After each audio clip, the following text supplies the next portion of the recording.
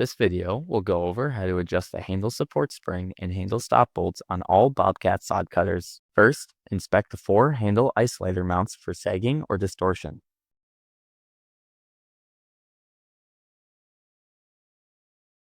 To adjust the spring, loosen the nuts shown here. Turn the bottom nut clockwise to apply more downward pressure on the spring and raise the handle to take the load off of the isolators. When finished, tighten the nuts so they are locked together.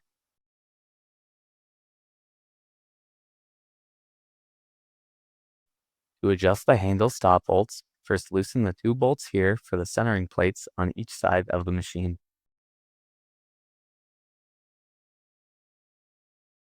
Align the stop bolts so they are centered in the 2 handle holes on each side of the machine. When finished, tighten the 2 bolts for each of the plates.